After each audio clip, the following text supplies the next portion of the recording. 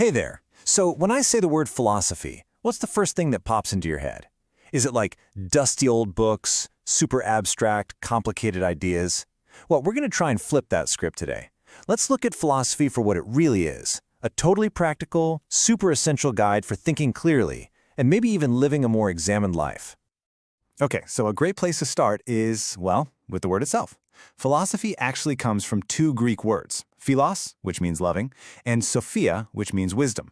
So when you put it all together, philosophy is literally just the love of wisdom.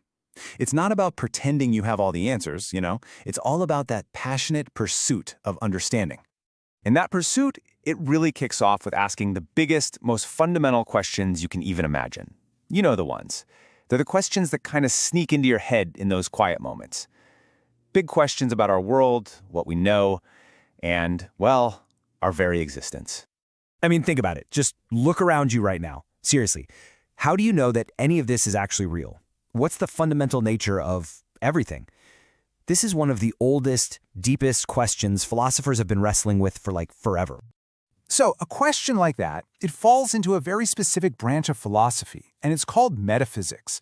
This is the whole area that digs into the nature of reality, of existence, and that tricky relationship between your mind and, physical stuff. It's kind of the groundwork for, everything else. Okay, now try this one on for size. You believe you're listening to this right now, right? But how can you be 100% certain? What does it even mean to know something instead of just believing it? This kind of question belongs to another branch called epistemology. It's basically the study of knowledge itself. It's all about asking, what is knowledge? How do we even get it? And what are the limits to what we can genuinely know? Honestly, in an age of fake news and just so much information coming at us, these questions feel more important than ever, don't they? And then there are our actions. We all have this kind of internal compass, right? A sense of right and wrong. But where does that even come from? What rules or principles should we use to guide how we treat other people and how we should live our own lives?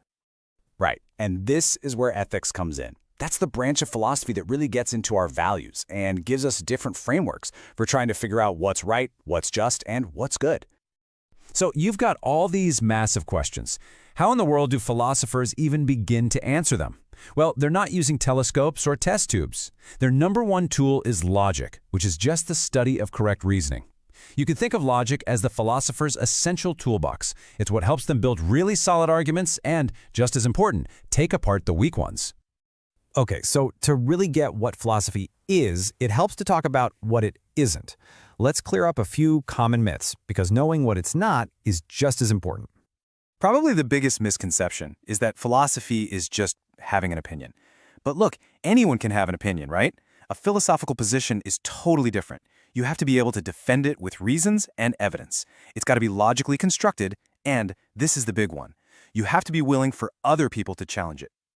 And another thing, it's not just random, idle speculation. Yeah, the questions can be pretty abstract, but the methods are super rigorous. Also, it's not a religion. Philosophy is all about seeking answers using human reason and debate, not faith or some kind of divine revelation. Its foundation is all about the argument, not about who has the authority. So you might be sitting there thinking, okay, these are some interesting questions, but so what? Why does any of this matter in my life? And that's a fair question. The answer is, these seemingly abstract ideas, they have some incredibly real-world consequences. For starters, digging into philosophy is one of the absolute best ways to build up your critical thinking skills. It literally teaches you how to take arguments apart and spot when the reasoning is off. Then there's the fact that almost every major field you can think of, we're talking science, law, politics, they all grew out of philosophical questions. And finally, it gives us the tools we need to navigate some of the most complex ethical problems of our time. Everything from how we should program a self-driving car to huge decisions in medical ethics. Let's just pause on that for a second, because that's a huge one.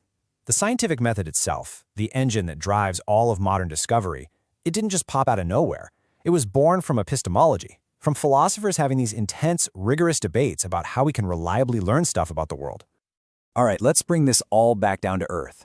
We've talked about the big questions and the huge impacts, but how does philosophy apply directly to you, right here, right now? Well, at its very core, philosophy is a tool for looking inward, for self-examination. It really pushes you to look at your own deepest beliefs, about things like success, happiness, justice, truth, and to ask yourself, wait, why do I actually believe that? And is it even a good reason? It's really the path to living a more conscious, more deliberate life. And this brings us to what is maybe the most famous line in all of philosophy. It's from the ancient Greek thinker Socrates. The unexamined life is not worth living.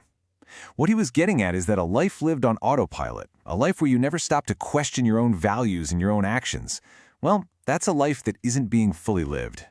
See, at the end of the day, philosophy isn't just some academic subject you study. It's an activity. It's an invitation to turn that lens of questioning inward, onto yourself. So as we wrap this up, I'm just going to leave you with this one question to think about. Which one of your own deeply held assumptions are you going to choose